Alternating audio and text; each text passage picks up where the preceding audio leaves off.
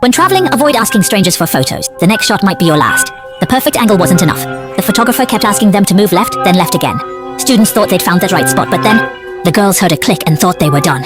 But the photographer said, "Don't move." He hadn't even pressed the shutter yet. What was that sound just now? Chubby froze. Looking down, he realized he'd stepped on a landmine. Confused, they looked to the photographer. He told them not to worry. He left, claiming to get mountain rescue.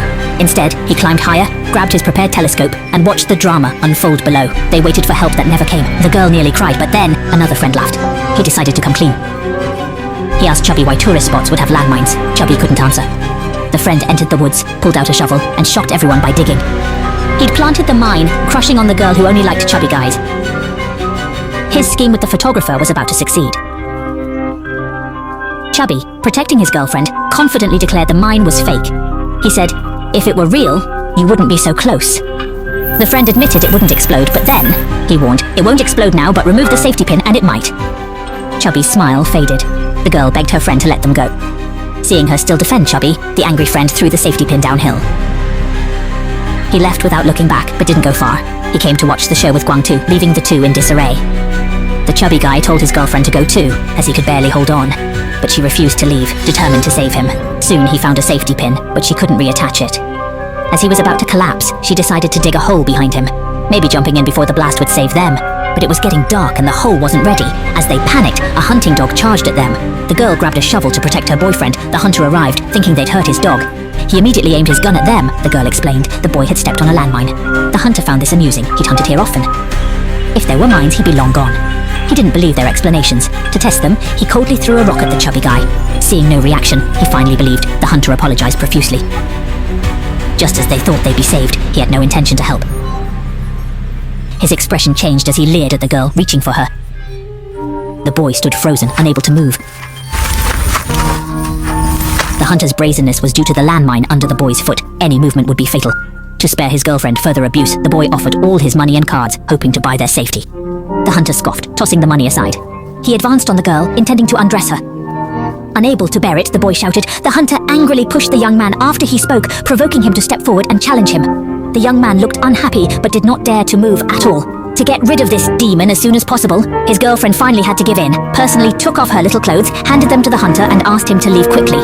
But he underestimated the darkness of human nature. Then the hunter grabbed the shovel and started kicking it around, came up behind the young man under the pretense of helping him dig a hole to escape the minefield. But look closely, his manner didn't seem genuinely helpful. Just when the girl was desperately praying for him to leave quickly, the radio in the hunter's backpack suddenly went off. Overwhelmed, she asked the hunter to use the radio to help them call the police, but the lecherous old man couldn't miss such an opportunity, and then he threw the girl's little clothes away. Facing such humiliation, the girl was extremely disgusted and would rather dig the hole herself than yield to him. But soon, the hard rock crushed her will, and the girl had no choice but to do as the hunter said and pick up the little pants again. Yet who knew that the next second he would make an even more outrageous request?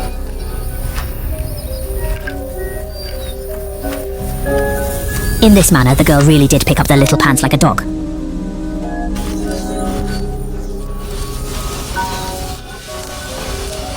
The hunter insulted the girl as if he were playing with a toy, and this scene is deeply etched in the man's memory, and soon he will pay for it.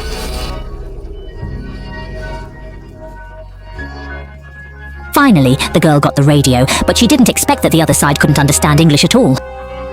At that moment, the hunter offered his help to translate, but the condition was to play a game. Each time he translated, the girl had to remove an article of clothing. To save the man, she had to agree to the perverted demands of the other side. However, after much talk, he didn't translate in accordance with their wishes, doing this merely to satisfy his twisted desires. Seeing the girl cry in despair, the man became even more furious, and after playing along for so long, the hunter finally decided not to hold back anymore, straight up raised the gun he held, forcing him to strip off all his clothes.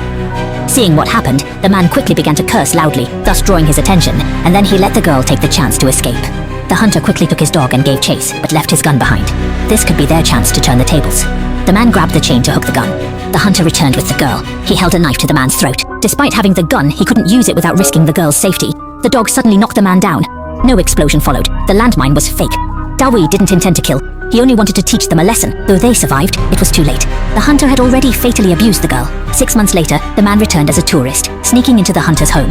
The hunter was shocked to see him, but tried to stay calm in front of his family. The man insisted on staying for dinner. The hunter had to agree, as his family was present. He expected the man to do something drastic, but he simply ate and left.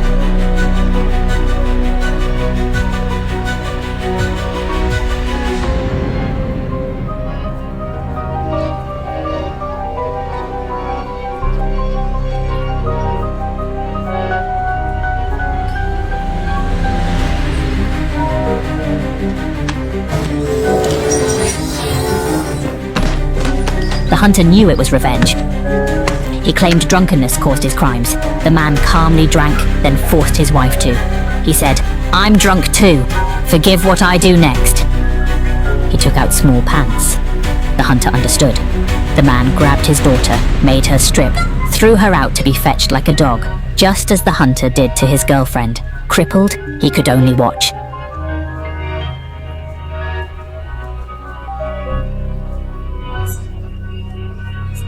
A gun was thrust into the hunter's leg. At that moment, he finally understood the man's feelings back then.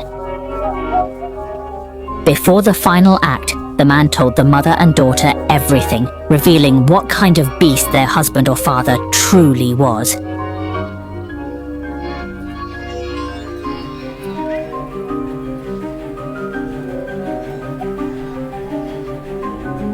She refused to undress. The man fired a third shot.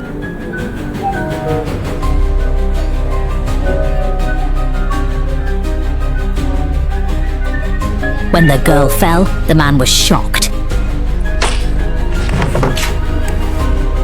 He didn't expect the 1/3 chance to hit. Seeing the woman crying heartbrokenly, huddled in a corner, he realized his mistake.